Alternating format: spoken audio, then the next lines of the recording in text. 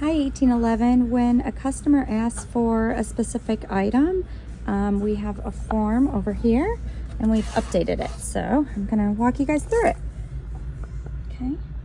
So what you'll do for each customer request, you're gonna fill out, the standard information, their name, phone number, email address. You're gonna let us check the box of whether they want us to call them, text them, or email them when the product comes in. You're going to write down any applicable product information, like the product name and the color and any special notes and the quantity that they would like. And then these two items are new, so pay special attention to these. Check one of these boxes that apply to this customer's situation. Do they want us to call them when this product is back in stock, or do they want us to make a special order for this product? This will really impact how I go about ordering. So please make sure to ask them which they prefer. And then this is also new. The deposit is required. A 50% deposit is required for any purchase over $100. The deposit is refundable based off of the discretion of management. So for example, if we order the item and they decide that they don't want it anymore, but we already put the investment into ordering it for them, we're going to have to make a decision on whether or not they get the refund back.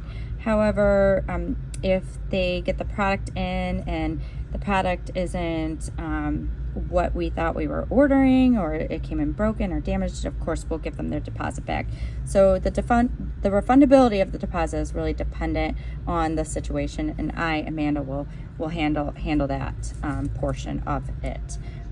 So let's talk about how you take the deposit. So you need to take the deposit in order for us to hold or order the item for these people.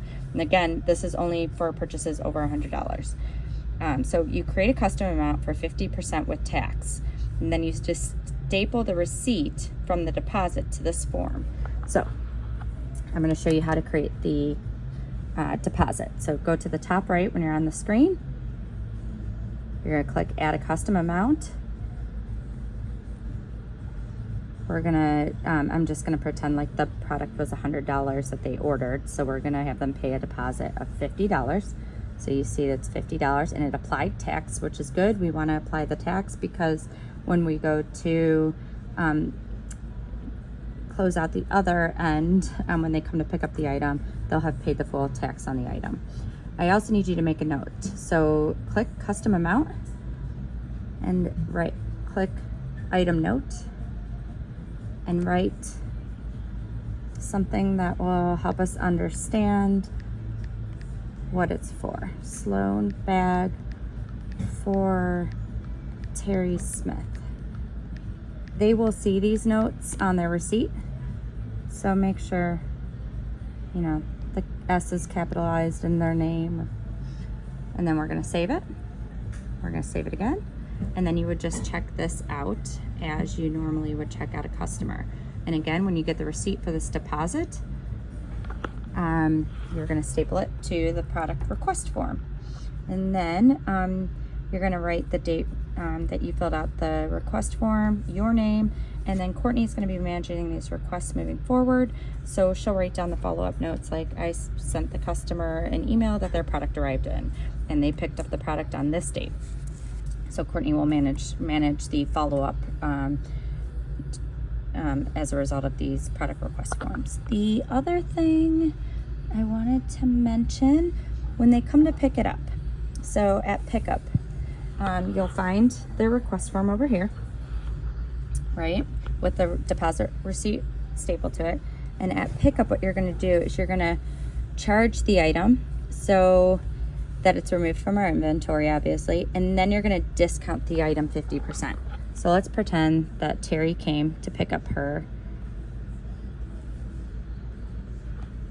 Let's pretend like Terry came to pick up her Sloan bag.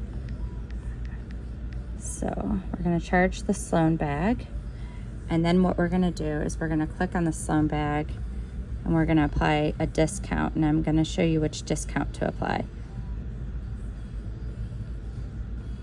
50% deposit paid. That's 50% deposit paid. That's the discount that we're going to apply. We're going to save it, and there it is. and then you would just check it out as usual. And that's it. So if you guys have any questions, let me know. Otherwise, thanks again for your help and your work. Have a great day.